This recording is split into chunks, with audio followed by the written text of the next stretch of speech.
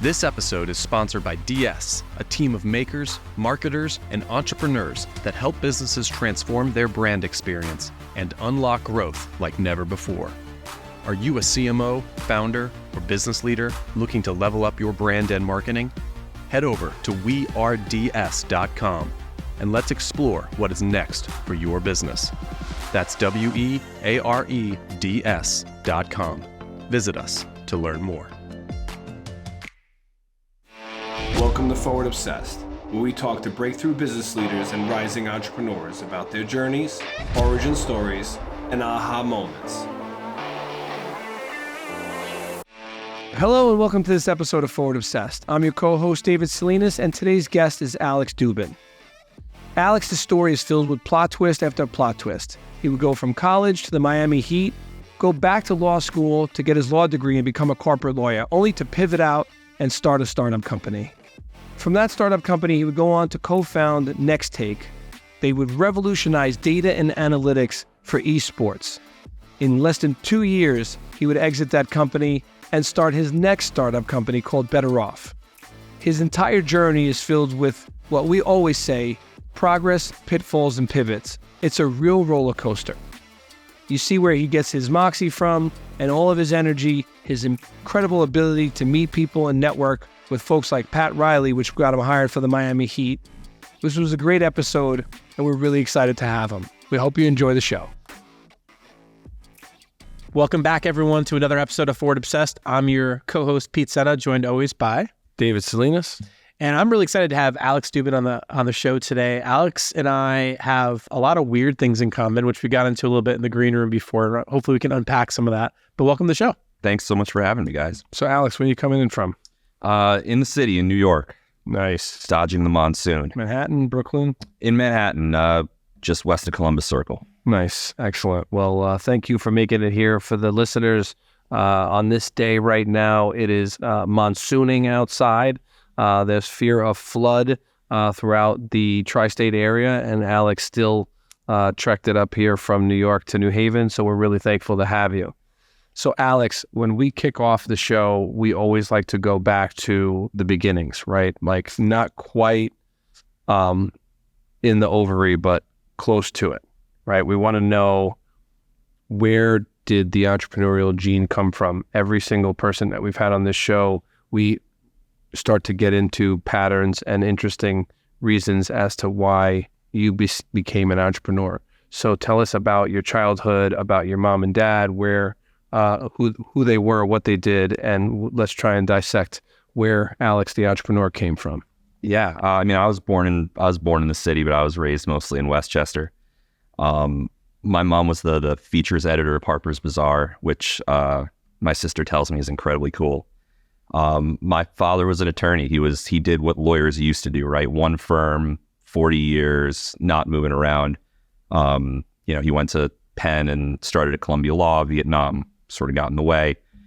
Went there, came back. Paul Weiss, Rifkin, Wharton, and Garrison, and sort of that's what he did all the way through me growing up. And that's, for me, that was a formative lens, a formative way to grow up. You're in that bubble in Westchester, right? And you don't know it at that age, especially pre-social media. You sort of expect that everyone in the world has these high achieving genes, and everyone's pressing very, very hard. And either you're the senior VP, or you're the boss, or you're the CEO, or you're a complete and utter damn failure. And it's things get very competitive very early. And whether it was sports or school, for me, it was very much the same. But the interesting part is I never felt like I fit in that. The sports part I fit in. But for me, while I was trying to figure it all out, it was about trying to sort of jam myself into a box that I didn't know I didn't fit in at that age. So I pressed and ended up, going to a prep high school, and going to the University of Virginia, which is a fantastic institution and one for which I was completely not ready. Felt frankly very much like kind of a phony. Like I was there and I didn't deserve to be there, and underperformed. was very intimidated and very sort of frightened by everything around me. And ended up sort of moving after a couple of years to a local school back in New York, Manhattanville College, which at the time felt like me failing, right? And coming home with my tail between my legs, and everyone was at Dartmouth and Penn and, you know, going to work in the summers for UBS and Goldman. And I had come up very short. And it turned out just by one of those things where when everything goes wrong, it can be things going right. Manhattanville was the right place for me. See, what's interesting, just to cut in, is that what I've seen now on all these episodes is the thing that not a lot of us talk about is when we get a chip on our shoulder, that chip on our shoulder actually really defines us in a big way. So what I'm hearing is, at first I was like, oh, clearly Alex is like, mom was a badass, like at the top of the editorial industry. Dad was a really successful attorney. Oh, you just had driven parents. But what I'm hearing is it was that setback in school where you felt like a bit of an imposter. Now the chip on your shoulder is there. So now all of a sudden, this is where the grit starts to kick in. Am I reading that correctly in the short time we talked? Yeah. So I got there. I got to Manhattanville fully, with the goal of getting back to UVA. It was a small school. It wasn't anything that my parents were going to be able to put the bumper sticker on their car. It's very big in Westchester. Everyone needs to know that your kid, in high school is at Horace Mann and Hackley and Rye and Brunswick. And then they need to know that your kid is at, Dartmouth and Yale and Harvard and UVA and then Harvard Business School. And then, my son runs Amazon, stuff like that. That's, Manhattanville isn't that. And I thought that was very important coming from that bubble. What was it in UVA? Were you sports focused? Was it not a priority to you? Looking back now, so many years ago, like, why do you think you messed up? I was terrified. And I didn't even know it. I went there with expectations of being something that at the time I didn't know that I wasn't that person. And I felt like I was surrounded by all of these incredible high achievers who just, the way that it feels when you look at people who you think have it figured out and you assume that they've never had a doubt in their life. They've never had imposter syndrome. Jeff Bezos woke up and that guy knew he was going to be Jeff Bezos in 1978, and it's just not that way. But you internalize it and it feels that way. And at UVA, I felt like an imposter, and to use, the sports analog, I played down to it. And just was sort of let that fear and that feeling that I didn't belong run me. I could have, I was smart enough to be there. I think I could have excelled there if it had sent me back 4 years later. But at 18, you didn't have it figured out yet. I was terrified. It's so crazy because we just had a guest on here, Andre from True Optic, and he actually presented the opposite. He thought that that nobody worked hard when they were rich and white and privileged or from Westchester and that kind of thing. And he was like, they're not going to be good at sports. They're not going to be this. I'm going to come in.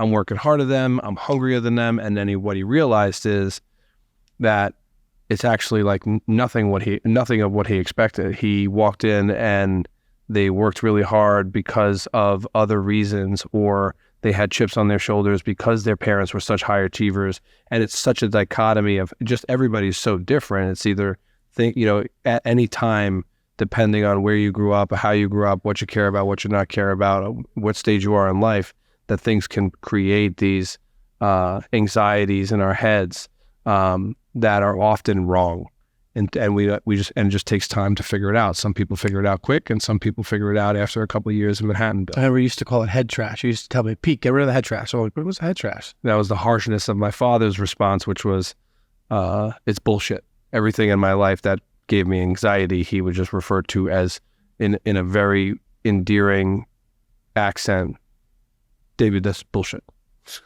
Well, that's how our fathers grew up, right? Yeah. My father grew up in Bennington, Vermont, right? And then went to prep school, right? And then went off to kind of like that very New England, but even just that baby boomer, There's no crying in baseball. Men are men.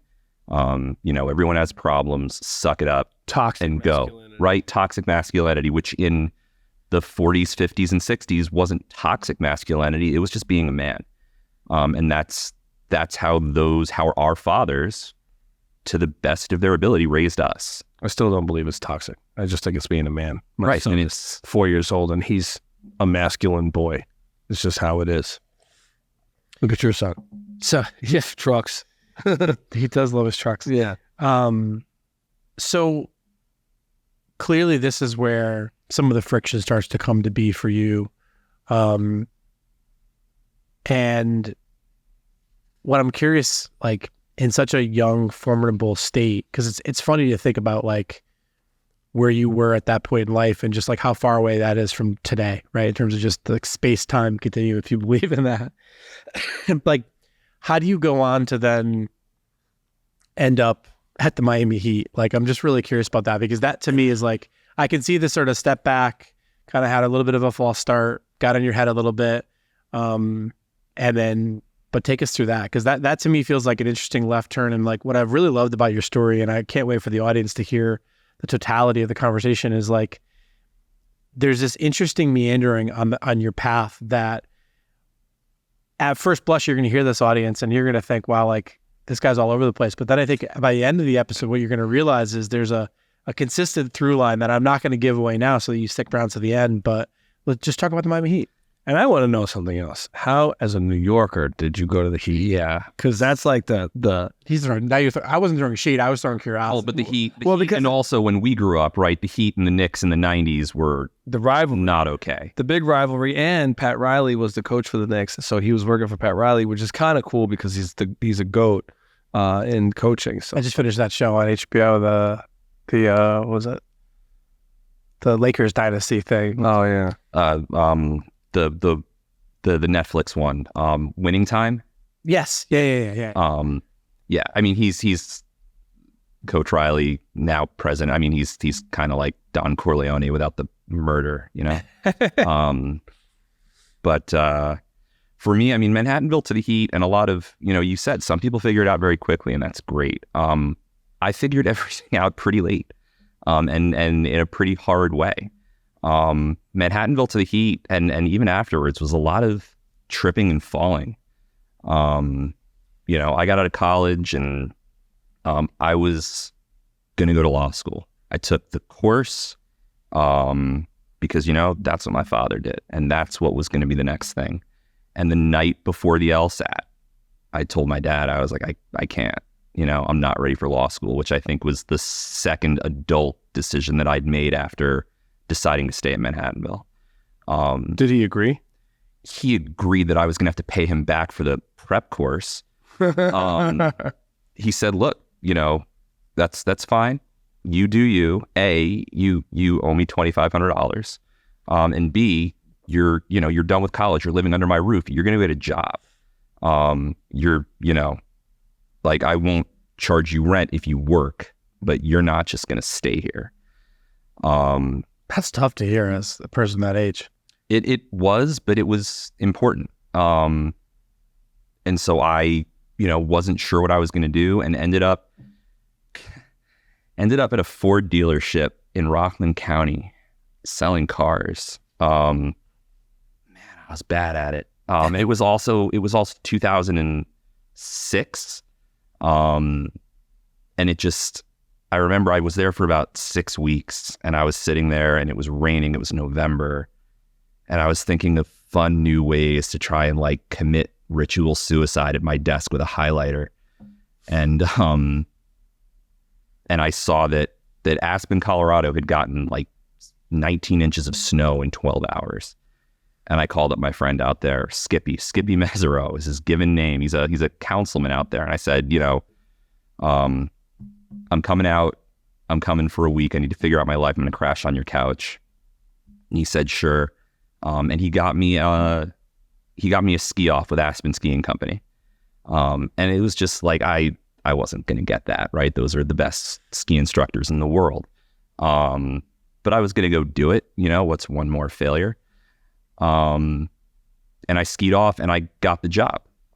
as a kids pro, right? Because I'm like 12 and I speak well to 12-year-olds, and I can point my skis downhill without running into anything.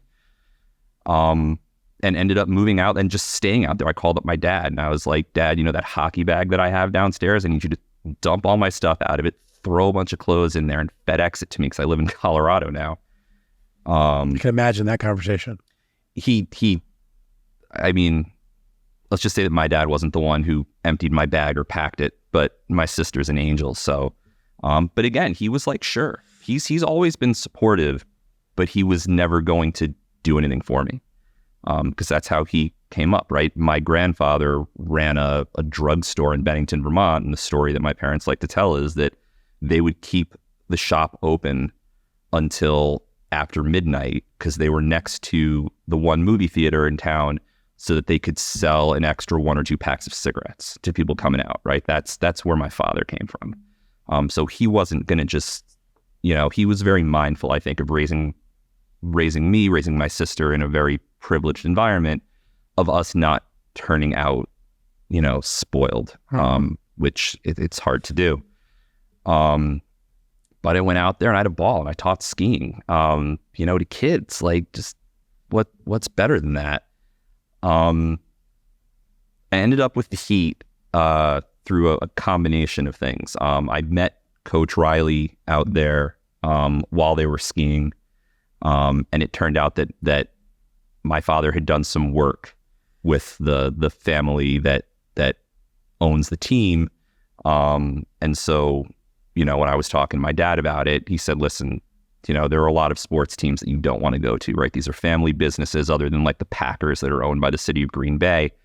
Unless your name matches the last name of the people on the door, or unless you're the one dribbling the ball, it's tough and they don't pay well. But he said, look, I know these people, they're good people. It's a good place for you to be. Go ahead. So the season ended and Coach Riley, who was then the coach, offered me a gig doing draft prep and player eval.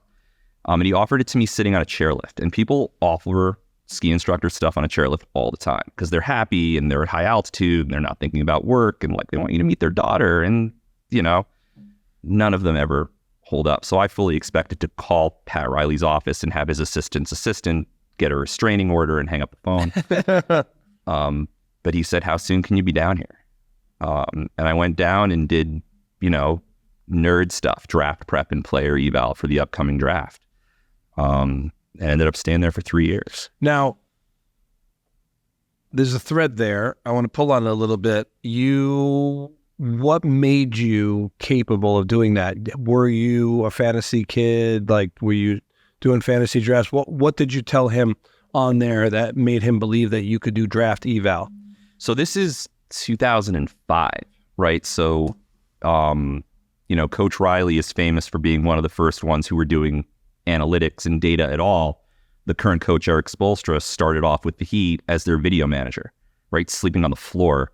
And the way that he endeared himself to Coach Riley was Coach Riley loved stats before everyone loved stats. So it was early enough, luckily, that he wasn't able to suss out my bullshit. But yeah, I was a fantasy sports kid. I was an athlete. I knew basketball. I could use Excel. But I think he brought me in because he took a chance. And I will forever be grateful to Coach Riley, to the Heat organization for giving me the opportunity to learn there and to grow there. In 2006, Miami Heat wasn't really selling out seats. It wasn't like Miami of today where it was just bonkers. Well, 2006, we won the championship. 2006 was the Shaq, Dwayne Wade team. It was the original. Oh, that's right. J. Will, White Chocolate. Yeah. James Posey, Antoine Walker. This is, pre-Ray Allen, the big three. So my first year there, this is another amazing Pat Riley story. I was as low on the totem pole as you get, right? I was parking the cars of the guys who were working in the garage. I was making nothing. And I certainly didn't qualify for a ring. And Coach Riley, bless his heart, got me a ring with my, name on it. It was definitely worth more than I made that entire year, which is not saying much, but wow. Coach Riley in particular and the Heat generally took a big risk, sort of letting me in and letting me prove myself. And that was your ass off for him. I did, and that's where the chip comes from, and that's where the grit comes from, right? Coming down there, not wanting to make a fool out of Coach Riley, not wanting to make my father look bad in so much as, he wasn't involved with the Heat, but having the opportunity, not being a well-off kid from Westchester. When I got there, I was nobody, and wanting to kick down the door, want them to promote me and keep me. That was the beginning of it. What'd you learn about leadership from one of the most famous basketball coaches of all time? I mean, what he would say is, basically, if you're a person who people respect, if you speak thoughtfully, if there's wisdom to what you say, you don't have to shout. People will quiet down to hear what you have to say. I've never heard Pat Riley shout. And you don't, when he was coaching, he'd get animated on the sidelines, but this was not a man who was, 6 feet on the court and in the refs' faces. I learned that if you earn the respect of the people around you, and you're thoughtful when you speak, people will quiet down to listen to you. And that's, from a leadership perspective, I think that's what I've tried to aspire to not have to jam stuff down people's throat, to have them want to listen when I speak because they know that I'm trying to speak to them and not at them. Love that. Appreciate that. How, now you left there and went to law school. Yeah, I was done having fun. I thought ski instructing and working for the Miami Heat and living on South Beach was, Yeah, I mean, you got the life. You went from New York to Aspen to Miami. I mean, yeah. At this point, I was like, all right, where are you going next? Right. So, what's the polar opposite of all of that? And I couldn't find anyone to just, actually kick me in the nuts for 3 years. So I decided to go to law school. Yeah. Ended up at Brooklyn Law, which was great and wonderful. And, a really good learning experience, also because NYU, Columbia, and Fordham all decided they didn't want me to attend. So what is it about? So I totally get it. Like, your father was a lawyer. My father wasn't a lawyer, but he told me that there were only 2 careers in life, lawyers and doctors. And I hated listening to him. So I was like, I'm not going to be either one of those. I'm going to go my own route. You wanted to follow your father's footsteps, probably seemed like a sound job, but yet something happened to you that so many people that I know have had happen to them, which is they go to law school, they come out, and within a short period of time, sometimes it's longer than others, they quickly realizing that being a lawyer sucks. What is it? Why? What for you, what was that moment? Because obviously that would, your career through meeting someone, and there's a serendipitous moment for the creation story of where your career would go. But what is it about the world of law that sucked for you so bad that someone was able to convince you to jump out? So I think it's important to draw a distinction. It depends. I went to law school with some people who love their job. I think you can do good, meaningful work in the law, right? I have friends who do work for immigration, for child services, people who are public defendants in the DA's office who deeply believe that what they're doing is it's a calling, right? Speaking up for those who don't have the money and the wherewithal, the education to work the system. Those are the happiest lawyers that I know, and make no mistake, they're not pulling down 7 or 8 figures. I know a couple of guys who are, rainmakers, right? And they're at major firms and they make a lot of money. And a couple of them are happy about it because some of them are wired that way. They love M&A. They love doing deals. You've got sort of your Harvey Specter Suits vibe going on. Oh, man. It wasn't me. So I went into hedge fund and PE law, right? Saving the world, one billionaire at a time. For starters, it was empty for me. I went to DLA Piper, which was a fantastic firm and gave me incredible learning experiences, and the attorneys that I worked with David Goldstein was the hiring partner who ran the funds group at that time, was incredible. There was no meaning in it for me. There was no passion in it. The education was great, but the wins weren't wins. You know, for me, I closed a deal, set up a fund, figured out a fun, creative way to get the money in from out of the US at a low tax burden and have everything be very, set and settled. It didn't light me up. There was no ownership of it. Also, tracking billable hours is like, if anyone ever just tells you they're going to pay you to go and walk out onto the beach and just count grains of sand until somebody sends you home. So for me, there was no joy in it. There was no ownership in it. And that took the passion out of it for me. And what I didn't know at the time was passion and purpose, right? I feel like for a lot of people, if you don't have a purpose in life and you don't have a passion in life, then what you're doing is just sort of living to survive and capturing the sunny days in between. And there are people who are forced to live that way. But if you have the ability to make your choice, being passionate about something, having a purpose, a drive for something that gets you through the rough days, and make no mistake, in startup, there are days where you just can't believe what you have put yourself into. So you made a bet on yourself, pun intended. Yeah. I'd love to hear about that and unpack that for the audience. So I was in, year 3 at DLA. I was playing a lot of poker at the time, back when there were a lot of poker rooms in the city. I was playing at a backroom game downtown, and ended up sitting down at a table with a couple of guys a little bit younger than I was, and we got to talking, and I asked them what they were doing, because anything to not talk about what I was doing. And they said, we're playing DFS. And I was like, that's all you're doing? They're like, yeah, we're playing daily fantasy sports. We're playing DraftKings and FanDuel.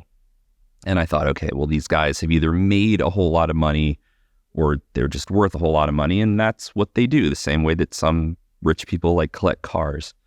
But they were actually quants. One of them was a former professional backgammon player, and they had written algorithms to beat DraftKings and FanDuel at a high enough clip that they were winning money consistently. And this is 2014.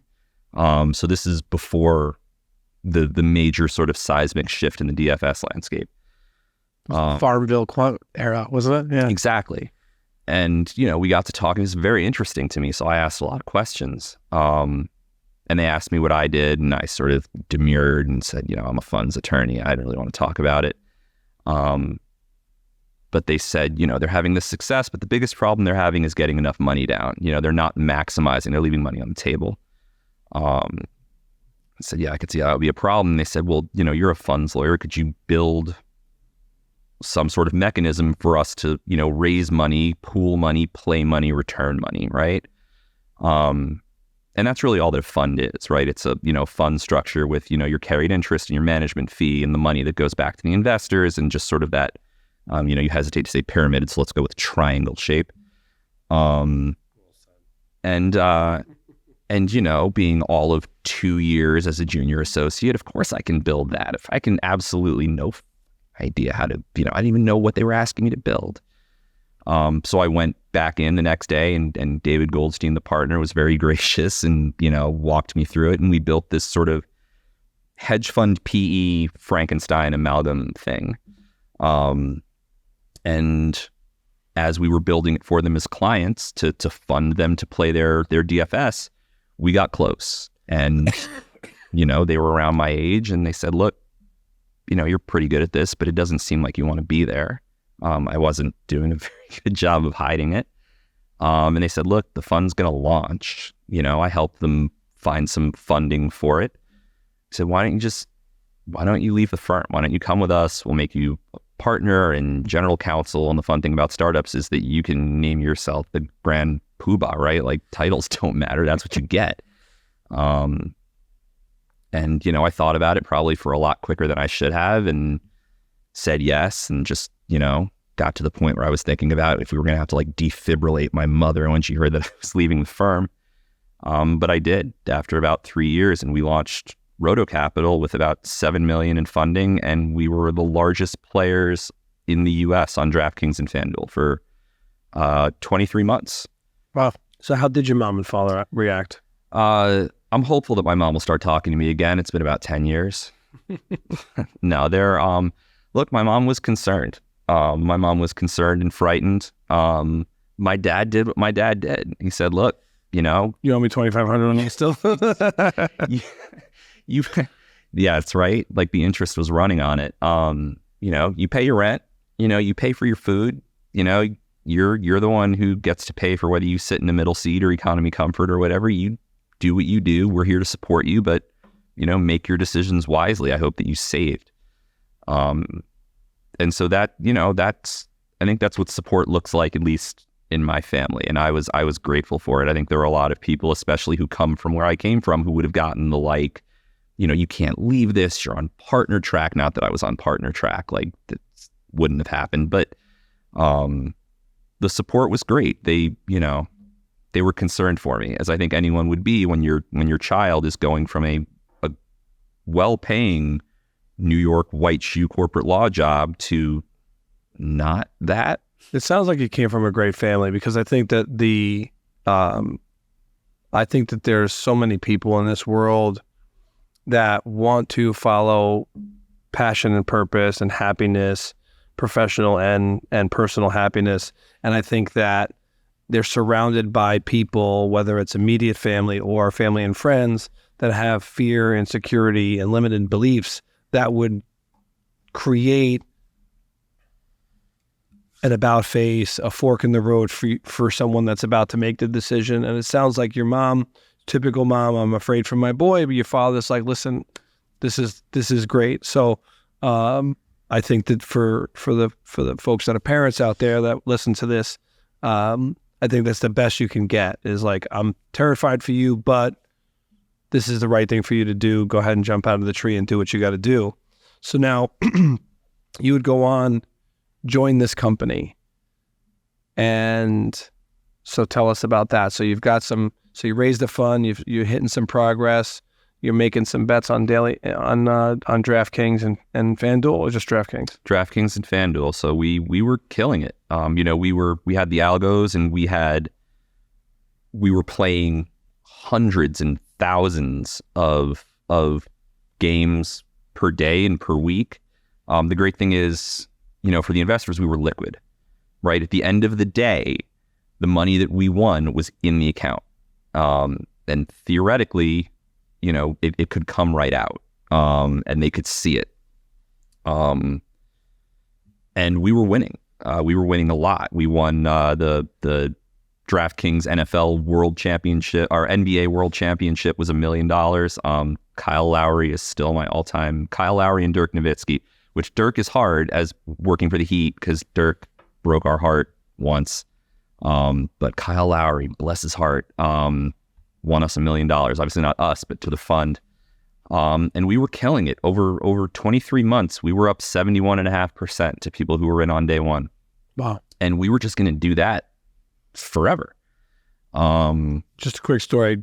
Yeah. One of our investors in one of our ventures calls me the other day, and he was like, I need to get more tax credits. We have a tax credit program that we're working on within the venture. And he goes, I need more tax credits. And I said, why? He goes, you're not going to believe this. He goes, I played fantasy football in like the weekly. Mm-hmm. And he's like, and it's like $20 pools, like 170,000 people. He's like, and I hit number one. He's like, I made $1 million on Sunday. And he sends me a video of his cousin or his friend filming him, in the last games, as they're like he's going from like 4th place to 10th place to 1st place. And it's like the most intense thing I've ever seen in my life. And then he's just like, he's in his living room. His wife is like, what the fuck? She's like, oh my God, I just won $1 million from a $20 bet. That's unbelievable.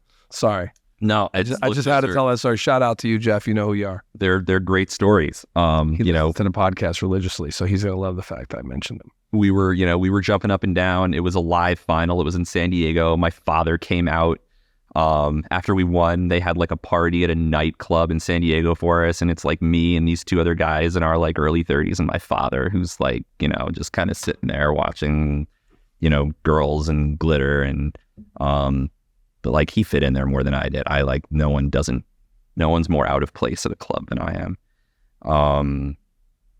But yeah, we were just going to do that forever, and conquer Earth. And then Eric Schneiderman comes along. Tell us about this gentleman.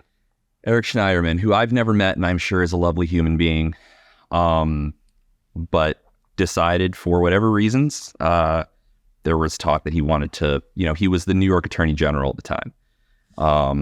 He's going to run for mayor of New York, for governor, he's Congress, who knows. The story is that he wanted to get more pub. And so he was the one who sued DraftKings and FanDuel. And because it's interstate commerce, right? He's the New York AG, but because money runs over state to state, it becomes interstate commerce, it becomes federal. It was removed to federal court, very expensive. And all of a sudden, DraftKings and FanDuel are fighting for their lives because this is they're doing well, but this is not FanDuel backed by Flutter. Mm-hmm. This is not DraftKings with the SPAC money. These guys are still doing, their D rounds for funding, way before the sportsbook money. This is before PASPA is repealed. So this is an existential threat for those companies, and they understandably take their focus and put it down onto these cases.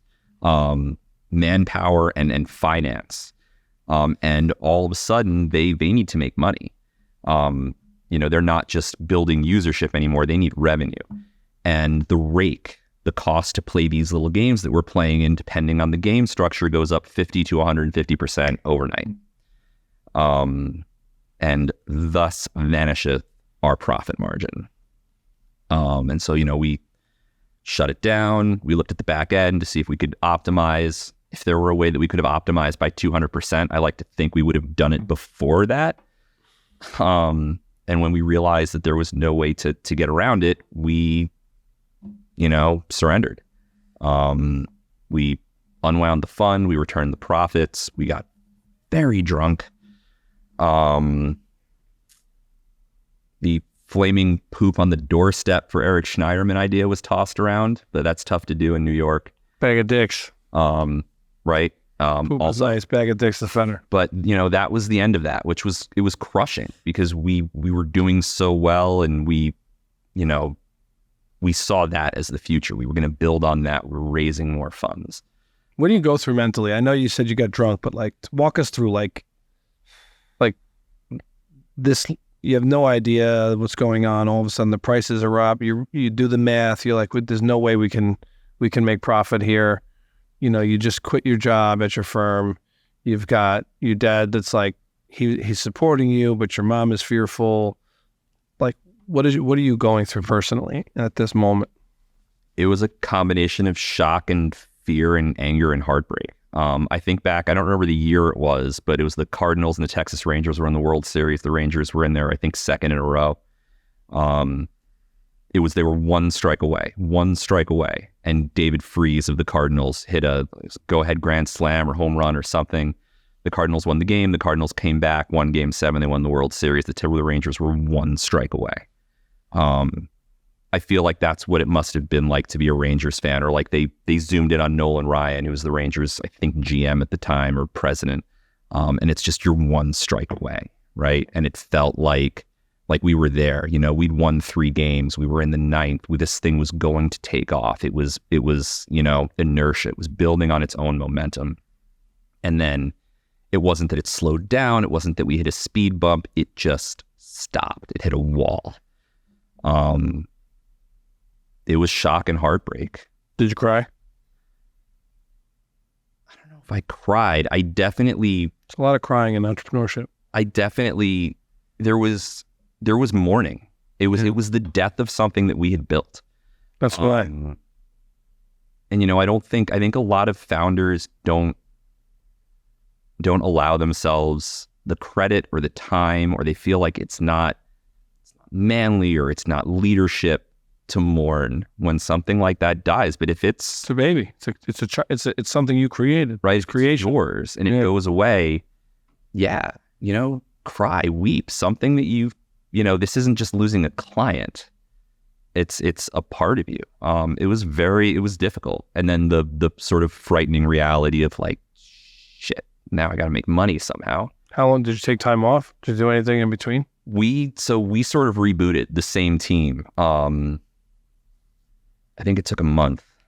And we started a sports data and analytics company, because what we had done without really knowing it, sort of knowing it, was we had built a data gathering and information engine, because of all the daily fantasy wagers we were placing were based on data that we were bringing in and then running through the algorithms to tell us, so for instance, PGA was horribly priced and remains pretty horribly priced. A lot of alpha there. And just for the novices, what does that mean, horribly priced? So trying to make money on the NFL is one of the hardest things you can do, because it is so well researched. Everyone has inside information. Everything has been, statistically analyzed to death. And the lines and the odds that you see are very, very good. It's tough to make money on it because it's so popular and it's so well researched. Golf, not as much. How much a player costs in daily fantasy is probably not commensurate with how likely they are to win or to place or whatever it is you're looking for.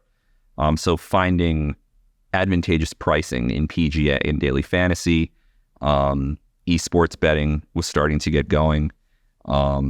Things like lower level sports or even higher level sports that weren't as well researched, right? College sports, it's great if you're watching FSU, Ohio State, Michigan, but again, very, very tough to make money on that. Now, UC Santa Cruz baseball, maybe not as well researched, right? The Nebraska and University of Texas women played the volleyball national championship last night. It was incredible. And I think Texas repeated. The pricing on that is not as mature. It's not as well researched. And we were drawing all of that data because that's where we were trying to make our money. It was not trying to beat the smartest people in the world. We were trying to take advantage of the less sharp information. And we built the database and we built sort of what drew it in. And so we launched a sports data and analytics company that specialized in esports because it was up and coming at the time. Sort of almost right on the back of it. Because I think the opportunity was there, but B, like, it's a good way not to focus on the hurt. Right? It's a good way to not get back think to building about how heartbroken you are that something that you put that much into has failed, right? You get out to the next thing, which I think is both healthy, and it's healthy in that it keeps you from sitting alone in the corner. If it stops you from coming to terms with what has just failed, it's not so healthy. So it's a tricky line. Yeah. I mean, the best way to not be to not mourn something is to bury yourself in work, right? And to get busy, start or build, right? Builders build. So now you go back in, you take what you've learned, you pivot. So we've seen it all. We saw the progress. We saw the whole circle, right? Progress, a pitfall, and a pivot. This is what this show is all about. So now you've got this. Now here's where the things start to get exciting. You got this information. You go into esports. Esports is on fire at this time. Everybody's talking about Twitch and League of Legends. Everybody in the know, I should say. There's a ton of people that still don't even know what esports is. Great pivot. What happened? How did that take shape? Did you raise capital to start this next company? We did. So we had capital reinvested from a bunch of our Roto Capital investors. We put in money. I think it's like anything else. We worked very, very hard, and we were very, very lucky.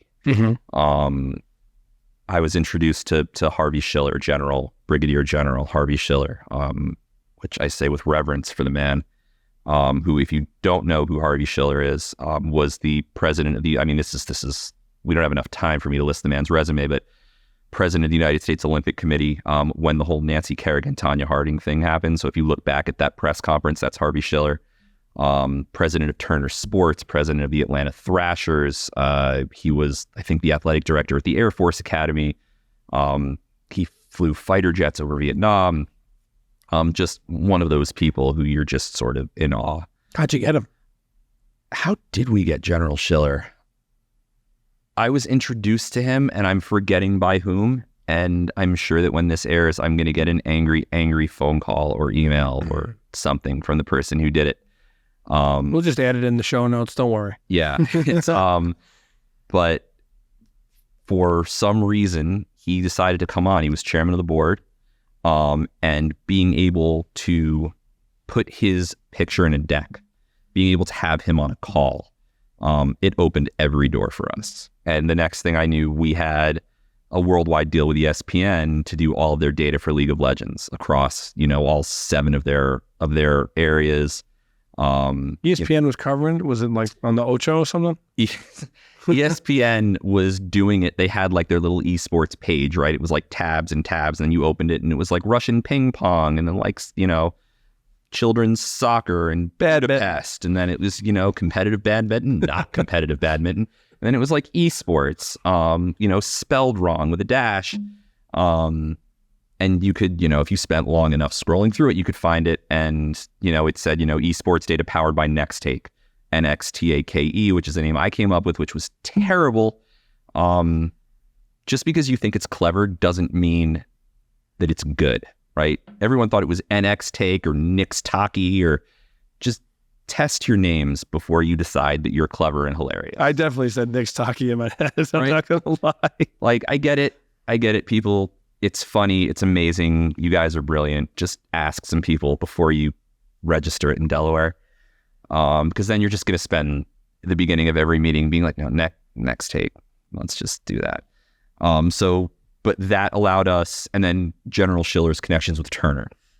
Turner was partnered with E-League, right, doing CSGO.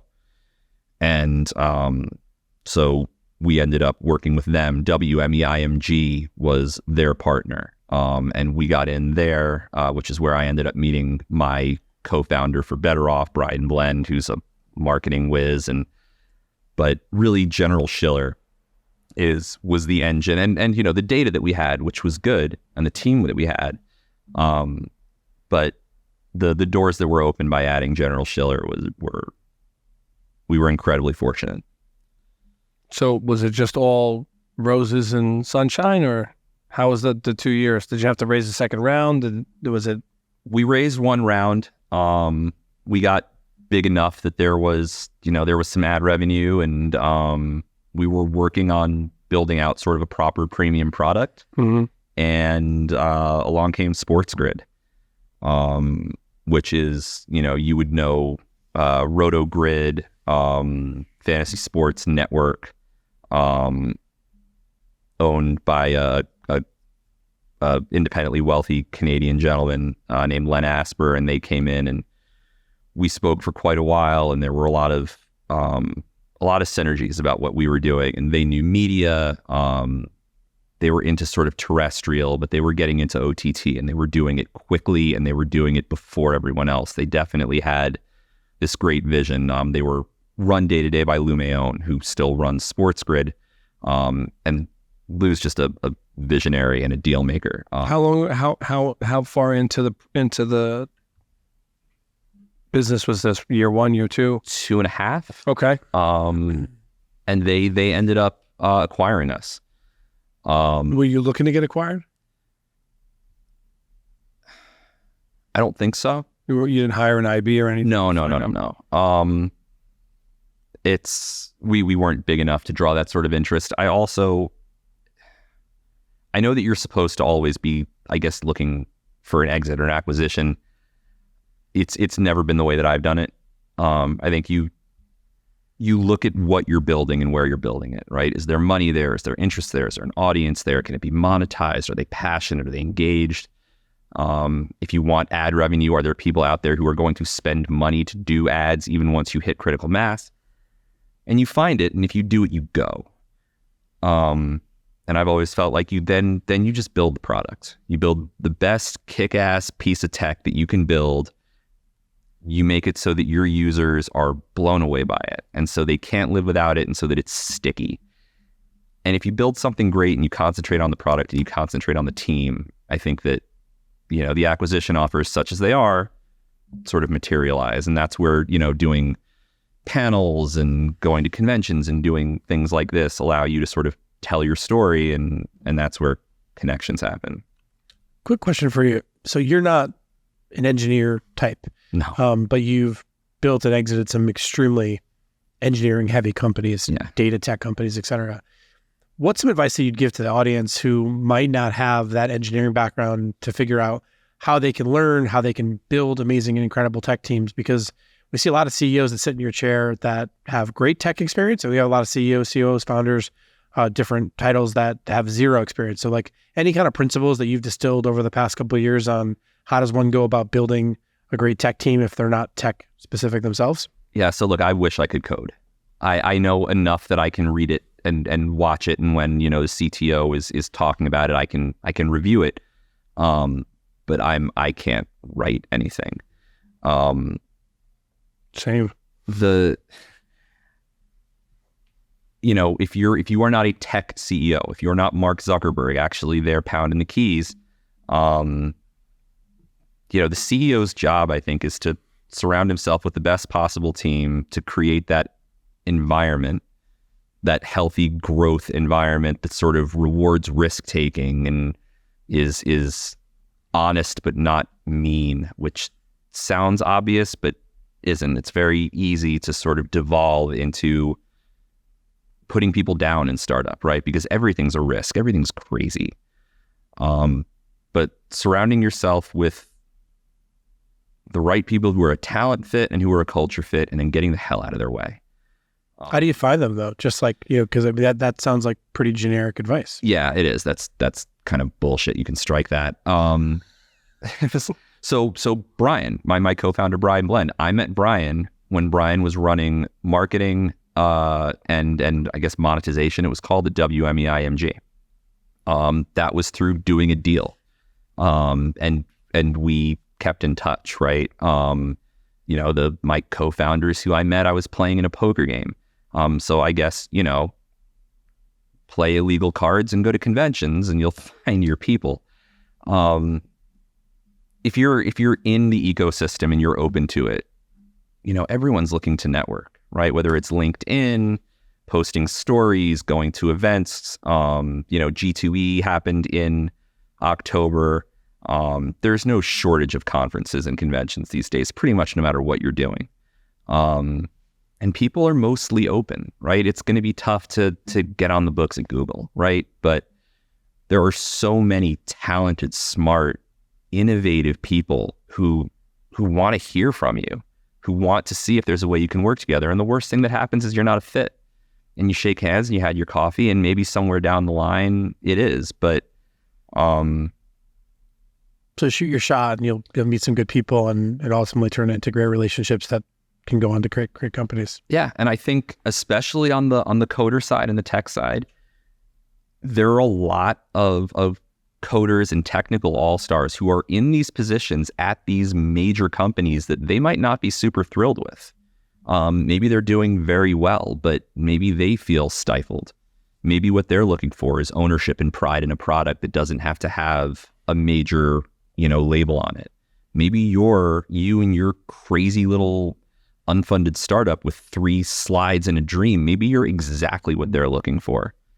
A lot of people always searching for passion and purpose. It doesn't mean, like a coder, he could be optimizing a porn website and he hates it, but he's a rock star because it's the biggest industry for technology. Yeah. And you might be shocked at what some people are willing to walk away from, to to seek passion, to chase purpose, to feel like they're a part of something. So I'm curious, what do you think your superpower is? Huh. I've never asked anybody that question before on the show, by the way. It's usually my question. He steals it. It's fine. I use that question all the time. On the show? Yeah. Oh, I'm sorry. Go ahead. Strike that right now. Go ahead. I'm happy to be question fluid, so let's do it. You've asked that before? Yes. I'm shocked. Okay. Well, anyway, pretend like Pete asked. Robert's off camera going like, yeah. Great question, Pete. Thanks for asking. I said I've never asked that question before on the show. I didn't say you didn't do it. No. Thoughtful and insightful, and I see why you're so popular. Why can't you be more like him? Please don't edit that, Robert. We got a code. He codes. Let's go. Let's go. Listen, he codes. He does it all. He's. I wish I could be like Pete. What is your superpower? Like Mike. I think I'm good at team building and getting out of the way. I like watching my guys take ownership. I like watching my guys become stars. Really allowing everyone to feel like they have a say, but letting the people who you put in there to run tech, to run marketing, to run social engagement or whatever, to say, listen, so our head of community, Jordan Higgs, to say that I'm hands off would be an overstatement. He is brilliant and talented and has worked with tremendous companies, and he chooses to work with us, which I'm flattered by. He does his thing, and we do calls, and I'm always in the know on it, but I trust him, and I think he knows that. And I think that when people feel like they're supported and they're trusted and like they're allowed to screw up, you can make a mistake. Not every quarter has to be perfect. Not every shot you take is going to go in.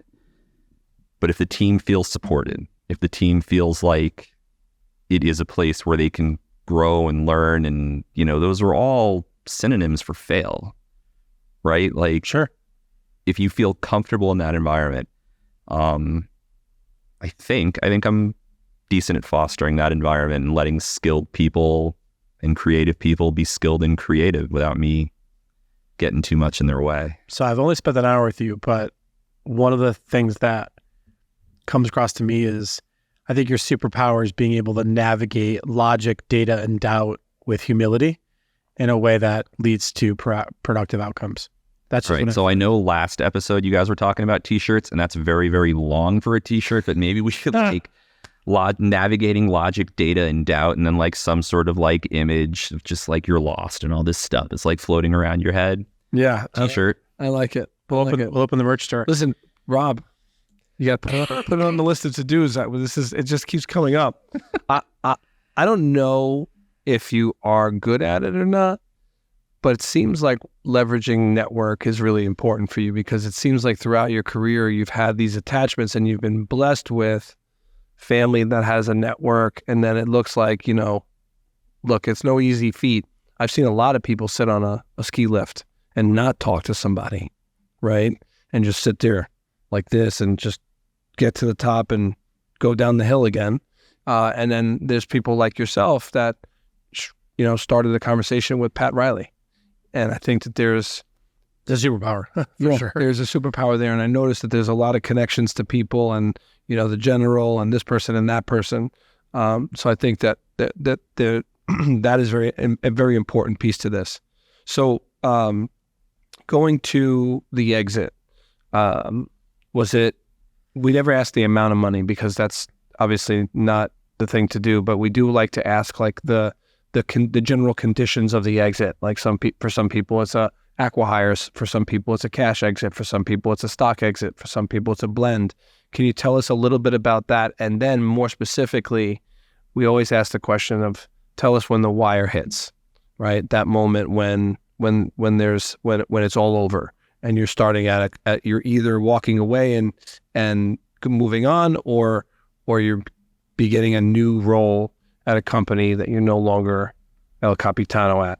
So tell us about the exit. Yeah, it's a great question because it's not like anything least I've experienced. It was an apple hire and a blend. So I went to SportsGrid.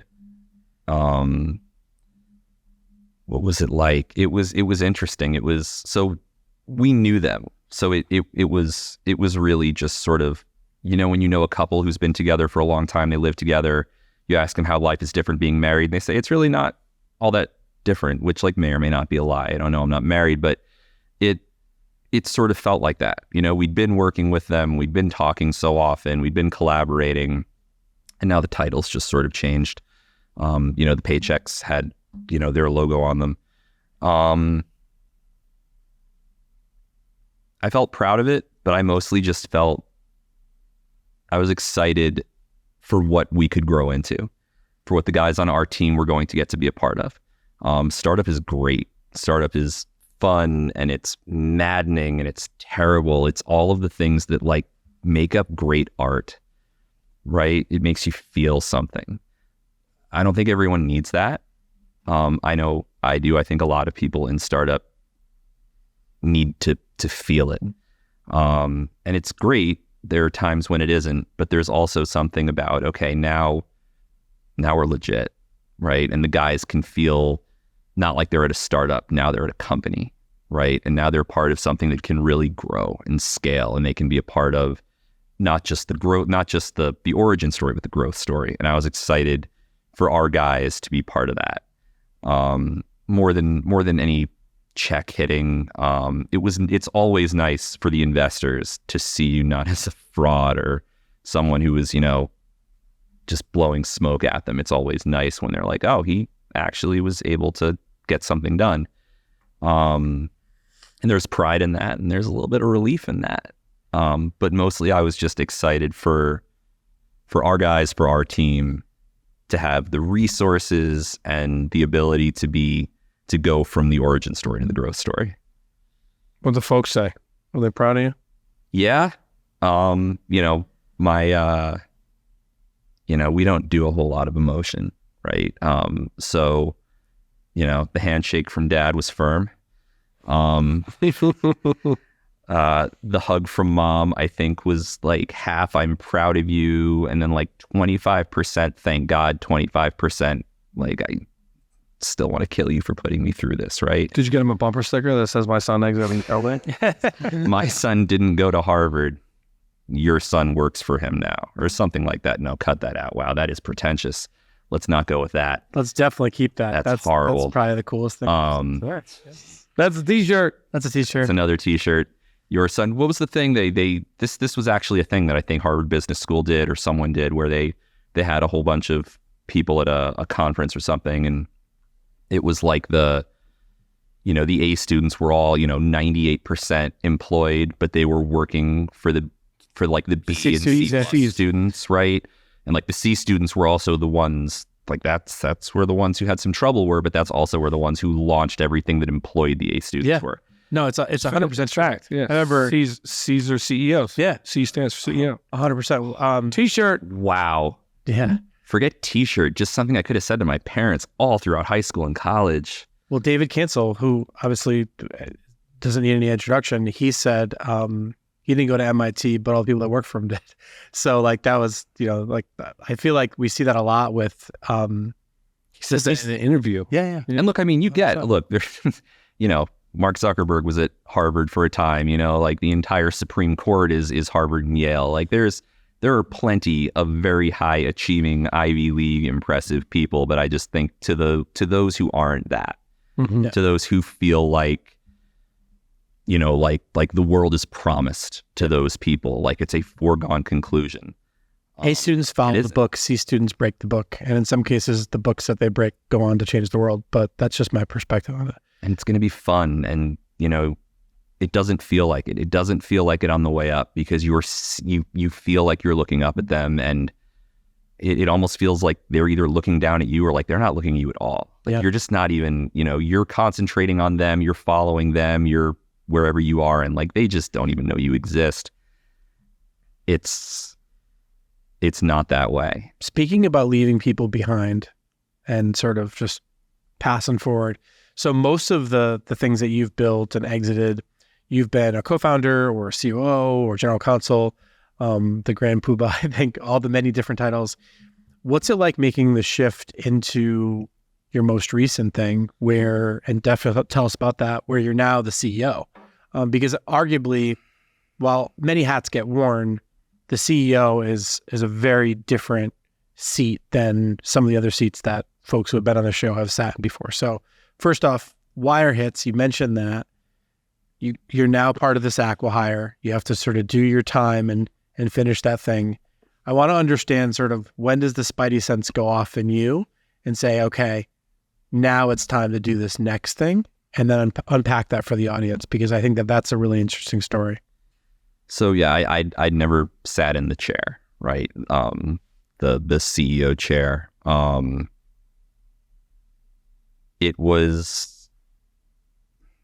It wasn't even aspirational.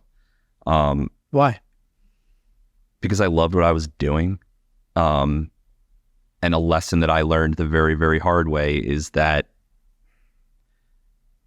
the money and the title and what allows you to feel good about other people feeling good about you, right? The stuff that you think makes other people think about you a certain way, it isn't. I made a lot of money at DLA for a young attorney, right? And I wasn't happy. Again, the firm was wonderful. The experience was great. It wasn't for me, and I could be the managing partner there, and it would be empty. And so the fit, feeling like I was part of something, and call it general counsel, you call it COO, you call it CEO, I don't even know what my title was at the Heat. I was nothing. But passion and purpose for me. And the lesson that I learned the hard way was, if what you feel like is you have to be CEO, you have to pull down $1 million, $5 million, $10 million. You have to be at this country club. You have to be, being able to post these Instagram stories from this row at Madison Square Garden. That sort of external focus, and I'm sure it works for some people, for me was driving me crazy for the time that I tried to do it, and it felt inauthentic. On top of which I wasn't any good at it. And so I just found that letting the opportunities sort of flow and getting involved in projects that I felt passionate about with teams that I loved, where I could wake up, after at the end of a bad day that happens, and not, and just feel like you want to pitch yourself off your balcony, but sort of like down deep being like, you know what, I'm here for something. I'm here for a reason. We're going to wake up. Tomorrow's going to be good. And maybe tomorrow isn't good, but that feeling of passion and purpose, no matter what letters are after your name, for me is what drives it. And then this sort of, BettorOff happened. But what is BettorOff, just for the audience? Right. So what I always saw in the sports betting world was an inequity that bothered me, a lack of transparency, right? So You're a gambler. Something of a gambler. I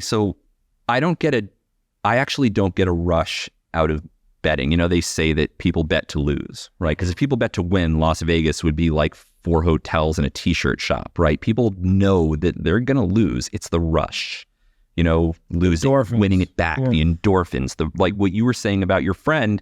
I'm in first place. I'm in 10th place. It's $1 million. My kids aren't going to college. My wife is going to leave me. Like, just whatever it is. And that, again, to feel something. For me, I just mostly get pissed off when I lose. And since you lose more often than you win if you don't bet quantishly, just betting for the sake That's of... the t-shirt for tonight. There it is. Quantishly. BettorOff. I like it. I like that too. But yeah, it's kind of like we marketing. It was... We do have these skills. It Bet quantishly, folks. It ends up just pissing me off more than anything else when I lose. So I don't just, I play fantasy and leagues and stuff, but if I don't feel like I can get an edge, if I don't feel like I can, bet to win, I'm actually a very limited, conservative, risk-averse bettor, which... That's why you play poker. Yes, right? There's a certain amount of risk to it, but just skill. I love the math. Yeah. And there's playing the player, right? I mean, watching Daniel Negreanu in the World Series of Poker, when we can see the other people's cards and he's just sitting there and reading their situation, and your mind is blown, right? But the math part of it, where you can say, okay, I have 15 outs to hit this straight. I know I'm behind. I have to be behind. I have 15 outs. There's X money in the pot. Am I pot committed, right? And you're thinking about the data and the stats and the numbers, and then you make your call. And there's excitement in that, but it's data based. So my betting is kind of limited to that. But I always, you look at roughly 50 million US interested sports bettors on Twitter, or X. And you have plenty of touts and handicappers, experts, whatever they want to call themselves, who are, they're guaranteeing picks. A lot of them are selling picks. There's Twitter Premium. They have their own websites, their newsletters, and you can subscribe. And none of it is transparent, and none of it is backed up by any data, right? You can delete tweets. You can have multiple accounts. You can do sort of the old Texas two-step that got people in trouble in the 90s, right? You have two accounts that take a different side of each bet so that each time you're going to win half, which actually people went to jail for that. Wow. That's considered fraud. There was, it felt like a major power inequity between those claiming expertise and the sports betting community who was trying to, who was willing to pay for that expertise or even just to follow it. Because time is valuable. Mm-hmm. Pay $50 to be in the telegram of somebody that doesn't know what the fuck they're doing. Right. And what they're telling you is, okay, I am the New York Giants expert, right? And they make all sorts of claims. My ROI on the Giants over the last 6 seasons is 61.5%. Betting on quarterback over-unders for yards, I win at 91%, whatever, I'm 30,000 units up since 2006. And none of it is verified. And so BettorOff was the beginning, the infancy of it was, let's build Twitter on the blockchain so that when any sports bettor wants to claim that they're an expert and that other people should follow them or especially should pay for their expertise, do it on an immutable ledger that let them look at it. Let them look at it and say, okay, you're the Giants expert. Let's look at Alex's username and let's check him out over the last 3 years. Let's see his Giants picks. Now, unless you subscribe to my channel, you're not going to get to see the actual picks, right? That's not fair to the actual people who are trying to build a brand. But to be able to see the stats. Is it public chain though? What chain are you on? So it's actually QLDB. Okay. And we're moving it over, but it functions immutably the same as a blockchain. To be able to see, okay, you want me to believe you as an expert, you want me to give you money, I'm going to see if you're actually worth it. And then on the other side, it allows for brand building, right? Especially in places where sports betting isn't legal, and especially amongst people who don't have the time to build a Twitter following. Right. So if you're in California, you're in Texas, right, where sports betting isn't legal, and you are an expert in whatever you're an expert in, right? University of Texas El Paso basketball, right? Tim Hardaway. You can't make money with that knowledge. You can't even, there's nothing that knowledge does for you living in Texas.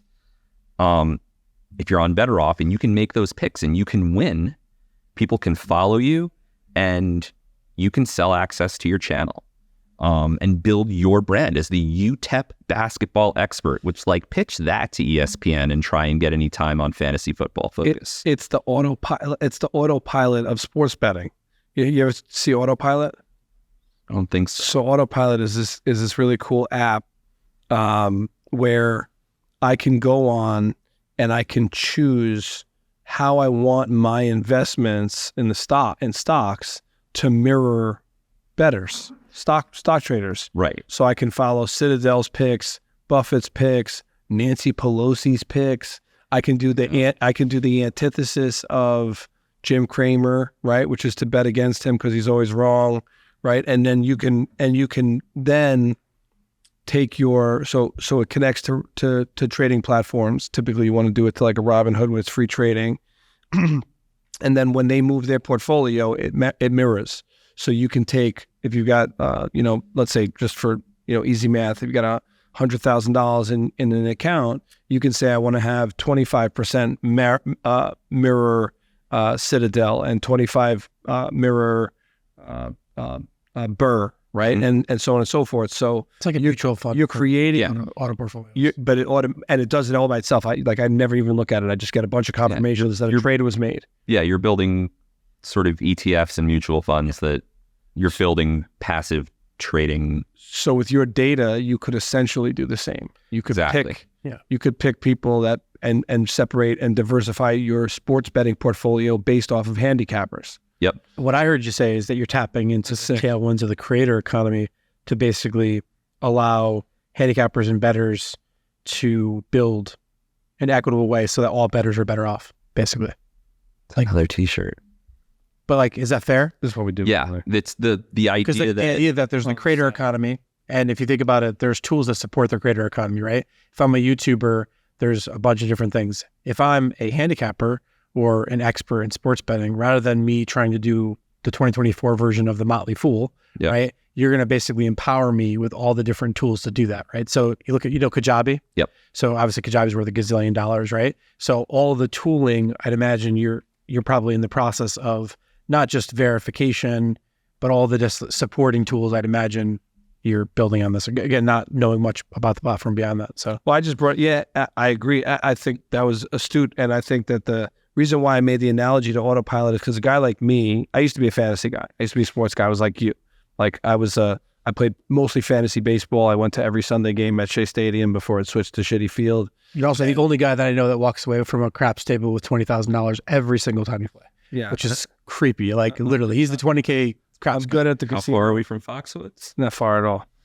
Not joking. I grew up next to Aqueduct Racetrack in Queens. So like I grew up around gamblers and bookies.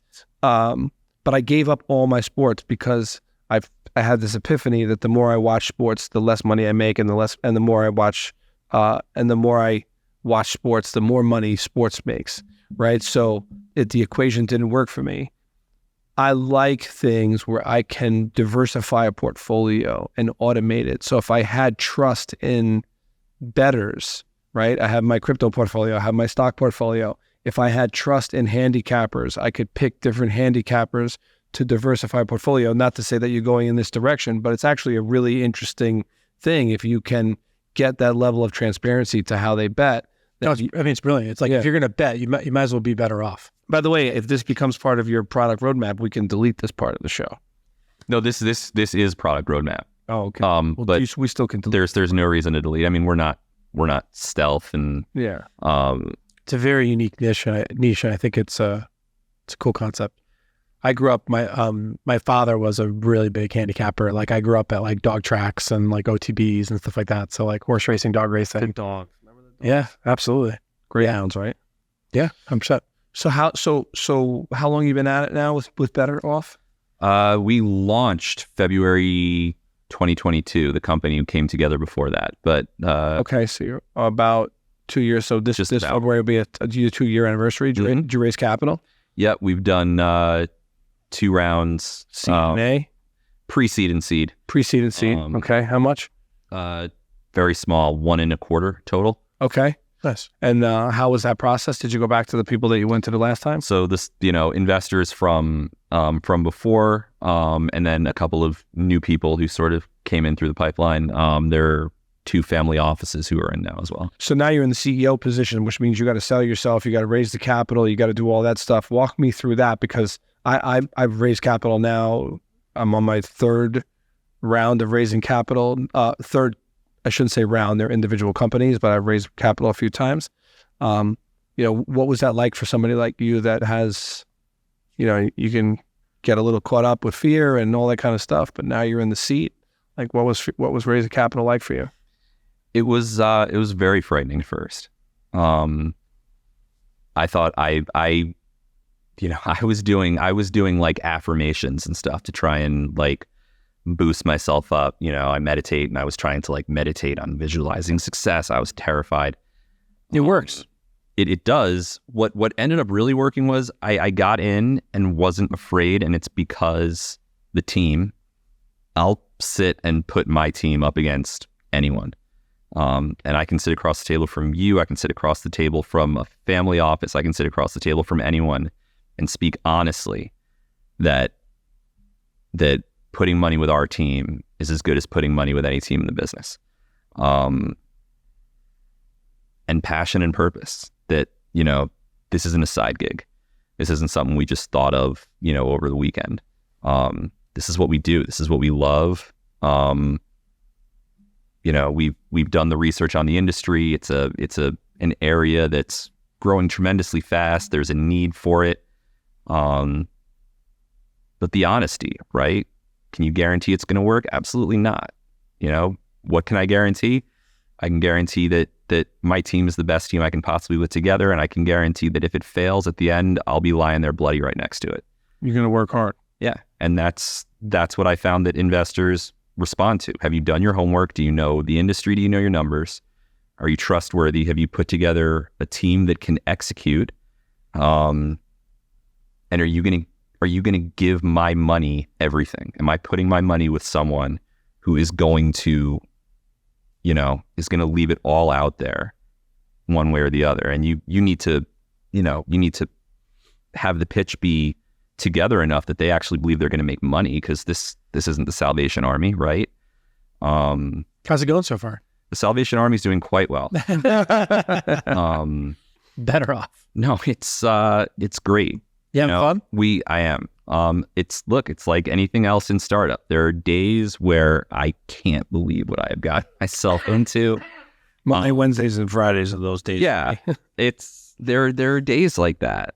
But the good days are so good, and even on the bad days, I'm with my guys. I'm with my team, and we're together, and we're in this. And you folks all working out of the same office, or is it remote? We're remote, so we're a COVID company, right? Okay. So Montreal, Wisconsin, East Side and West Side of New York, Tampa Bay, Florida. Ryan, why Tampa Bay, Florida?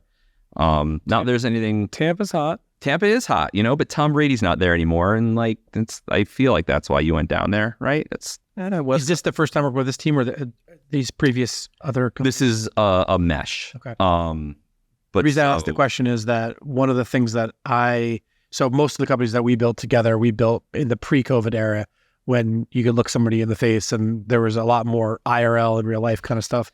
The question I have for you is, for those that aren't as adept at building COVID companies, in other words, remote first companies, any sort of advice you'd give? It sounds like you have a pretty tight squad, a pretty tight culture. How do you go about fostering that kind of culture in a remote first world?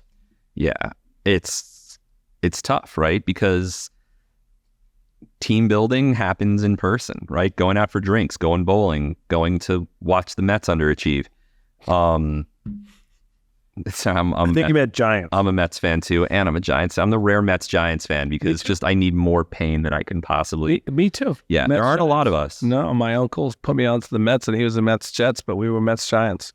So my father, who grew up in Vermont, should have been a Red Sox fan, but he was a Duke Snyder fan, so that made him a Brooklyn Dodger fan. And then the Giants played in the Yale Bowl for like 3 years, which was as close to him as anything was. So that caught him as a Mets-Giants fan. I did not know that. Right here in Well, I didn't know the Yale Bowls. I just didn't know that. I was a Mets fan because my grandmother lived in Flushing, so it was like in our house. For me, if your father grows up as a Dodgers fan, you can't raise your kids as a Yankees fan, right? It's like blasphemy. Can't do that.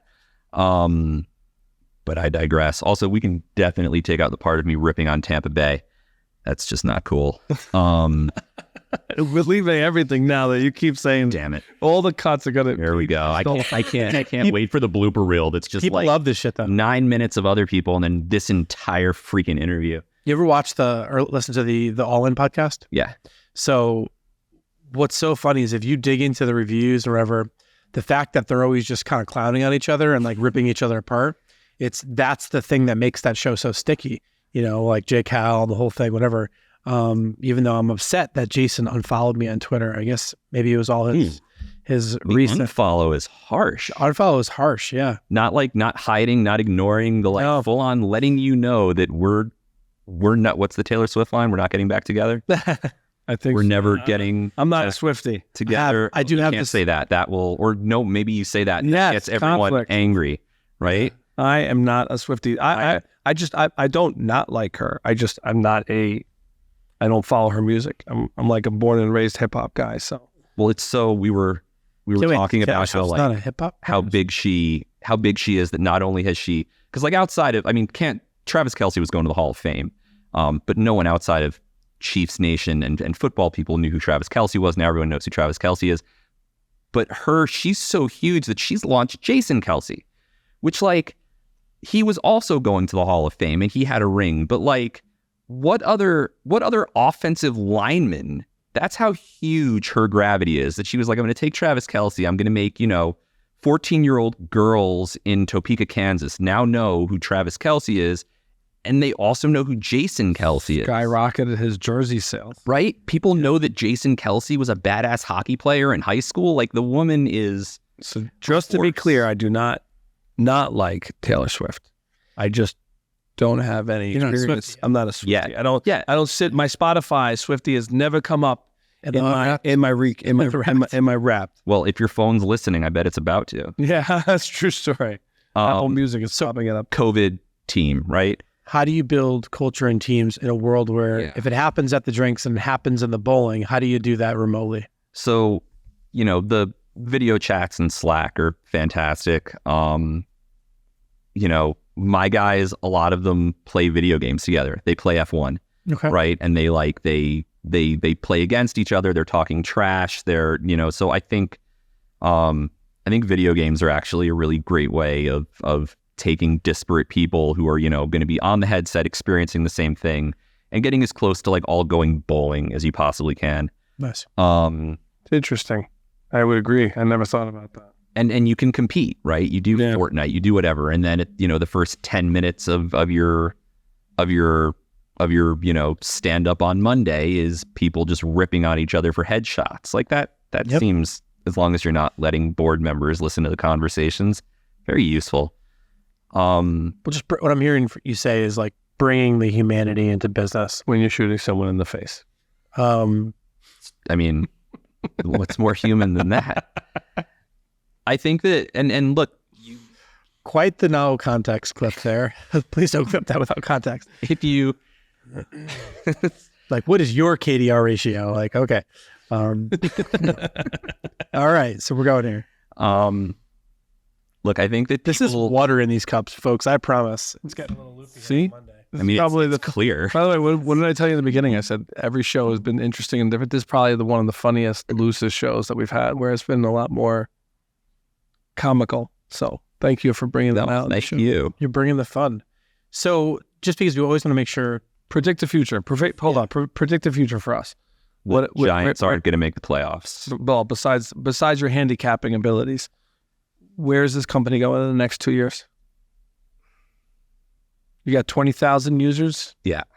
No marketing. No marketing. Despite the fact that you have a great marketer, you said.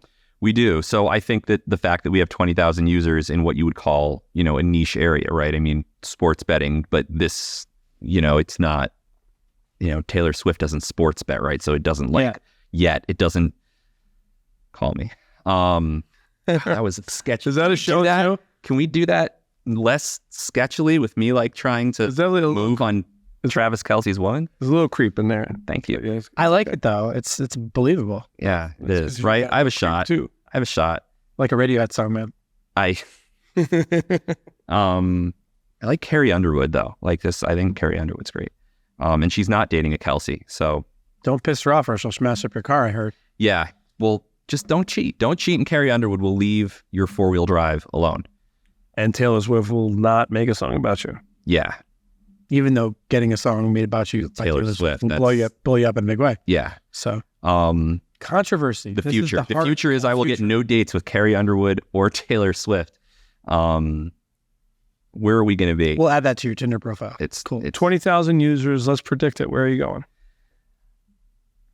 there's so much opportunity.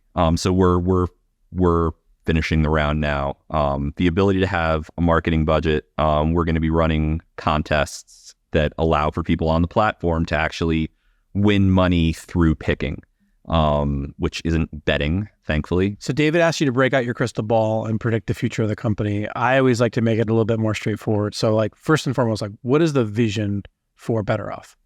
So the vision for BettorOff is to be the go-to spot for sports bettors and for the people trying to build their brand for where the information is verified and transparent.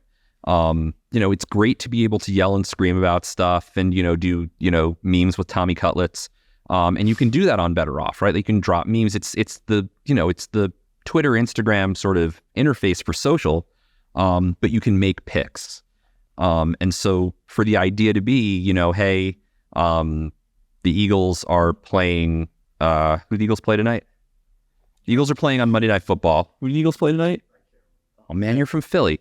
The Eagles are playing tonight on Monday Night Football. Jalen Hurts is like maybe fluish, right? So, obviously Jalen Hurts is a question. How does it affect AJ Brown, right? How does it affect the actual spread of the game? I want to take a look at this. I want to wager on Philly or on that game somehow. Who knows, right? Well, I'm going to go on to BettorOff because I know that the people who are claiming to be Philly experts there, I can look at their data, I can look at the leaderboard, I can look at the stats, and I can see, if, the person who has an ROI or a weighted win percentage high enough on the Eagles, if they feel that, the money's coming back down too far, Jalen Hurts is going to be fine. Even if Marcus Mariota starts, they're going to have a huge night. And I can say, okay, I like the Eagles, or I like, Jalen Hurts over 2.5 touchdowns or some such thing. So to really be the go-to for sports bettors for information because of the transparency and the ease of use. And then on the other side, for the brand builders, for the handicappers to say, I want to be more than just a Twitter handicapper. I want, I have faith in my picks. I have faith in my brand. I want to build it. I don't want to have to pay to build it, right? It's all free. Spending $7 for a blue check. Right. And so, that's to be able to build your brand by making your picks for free and, to not have to worry about Twitter ads and whether you're catching your correct target demo, because 100% of our user base is your target demo. It's sports bettors looking for good information from people who are by choice, by hook or by crook, they're honest, and they have to be. Do people trend on your platform? People do trend. We have the Who's Hot bar, which, different, a whole bunch of different things can put you up there, right? A win streak, if you have a certain ROI, even on a certain team, if you're winning on that team consistently. So people do trend, and there is no amount of money that you can pay us to be put up there. Again, a differentiator from Twitter, right? And you don't need a check mark. You only get one account. It's linked to your phone. And so, there's a certain level of line. Transparency? Yes. Transparency. that permeates. So you're the OnlyFans of betting. What's that? You're like OnlyFans for betting.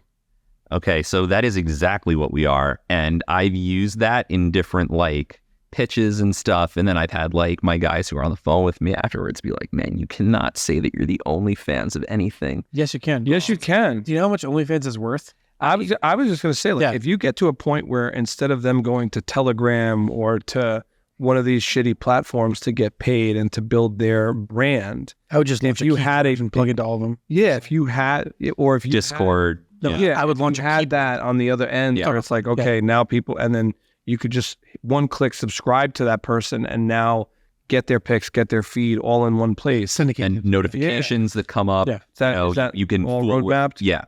It's also, some of it's there. You can already follow people. I should have looked at the platform before the show. Get notifications. Thanks, Rob. No, it's, hey, look, we haven't spent on marketing. This is what the roadmap is. But to really be what we want to build, what we are building, what we believe we can build, will build, is the place for both sides of that, right? For the brand builders and the handicappers to want to be on it. The legit ones, right? The ones who aren't legit are going to hate us. There are some that we are not going to get. There are cappers on Twitter who have millions of followers who are not going to want to come within a country mile of BettorOff. And I say, great, hang out on Twitter and claim your win rates. You should call those out. Yeah, so you should say these are the guys that won't come on because of those reasons. We have a list. I would publish that list consistently, just from a marketing perspective. Tell your bodyguard first. I do, yeah. Well, I can help. I do have a question. Going back just for a second, this just hit me on the raising capital side. I haven't seen a VC in half a dozen years that would touch a social network. Yep. How hard was that to go out there and either lean into the fact that you're a social network or sort of disguise the fact that you're a social network in order to get people to write those checks? Yeah, so it's a great question, and I made the mistake of trying to disguise it. It's not a social network. It's a subscription-based platform for a niche audience, right? And it is that, right? And it is a lot of things. It is blockchain tech. It's all of these wonderful things, but it's also a social network, right? And trying to shy away from that and trying not to use buzzwords, it's inauthentic. And there are absolutely people who can sell that, right? There are people out there who can, who can sell anything. For me, what I know about myself is if I don't pitch authentically, I'm terrible, and people see it. And VCs are trained to see it. People, they get these pitches dozens and dozens and dozens, and they know if you're full of shit. At least they know if I'm full of shit. I think most of them are full of shit too. Fair enough, but they're holding the purse strings. When they come to me for money, I'll call them out. But yeah, there's a social network. It is not a sheer Twitter social network play, right? Build, sell ads. The value of our network is directly correlated to the size of it, and therefore, if we can just get people on the platform, there's money to be made, right? And without much of a plan or an exit. That's not us, right? We have a major AI play. Yeah, I was going to say the LLM play is crazy. Basically, we do have a premium product that's going to launch. So there will be things behind the paywall. And from the OnlyFans standpoint, right, we get a profit share, a straight up rev share. We don't charge them for use of the platform. We don't charge them to put it out there. But we get a rev share so that when they succeed, we succeed. But it also is, it is a social network, and the size of the network does matter, and shying away from it or, trying to, wave something pretty in this hand to not show them that the social network is over here is inauthentic, and it's bullshit. So, you'd be the first people. You'd also be the first people ever to. So if TikTok created the interest graph, you're going to create the better graph. Exactly. God damn. Yeah. I was just going to say, you want to just get on the train with me back to New York? I think it's fascinating. Just selfishly, we're marketers, deep inside. It sounds like a really incredible challenge, and fun and somewhat easy to attract people. I see all the ads and all the ways to get your. I see 5 new users for yeah. There's all this stuff. Yeah. But it's fascinating. I think your entire life, and you're young. You're a young guy. We haven't asked your age, and we won't. But I could tell you're a young guy. 41. Yeah, so you're a young guy. Your career, your life has been full of progress, pitfalls, and pivots. Exactly what we say. Life is a roller coaster. Business is a roller coaster. Every single day, every single moment. And your career and trajectory has had this roller coaster, or as you said earlier before we started recording, serpentine sort of effect to it. But yet you've started to find a rhythm where you're finding more progress and less pitfalls. And it's fascinating. I think you're onto something really big with BettorOff. I think it's clear. And you've had a great career, and we really just want to say thank you for joining us on the show and sharing that with people to show them what Forward is really all about. And what we always like to do is give you the opportunity to tell people where to find you, where to find your new platform, how to support you. Yeah. Do all the shameless plugging. And what I would say is I am not a betting man because I'm the son of a gambler. But if I look at the statistics of your win rates and your track record, getting on the train now would Post-college. would be post-college. Would be in everybody's best interest from what I can see on paper here. So wishing you the best, but please do tell the audience, where do they go to find out more about you, more about BettorOff, and how they can get behind it? Yeah, so it's bettoroff.com, BettorOff, and we're still not sure whether we didn't learn our next take lesson, whether we outsmarted ourselves because people spelled better BETTER. So that's still up for debate, but it's BETTOROFF, bettoroff.com. The app's available for Android and for iOS. It's I'm all over LinkedIn like everyone else. I'm not much of a Twitter and Instagram poster. But yeah, it's exciting. We're having a lot of fun with it. Awesome. Well, thanks again for coming on the show, and just a reminder to everybody in the audience, stay forward obsessed. Thank you for listening to Forward Obsessed. Please share this episode, subscribe, and leave a review on your podcast app.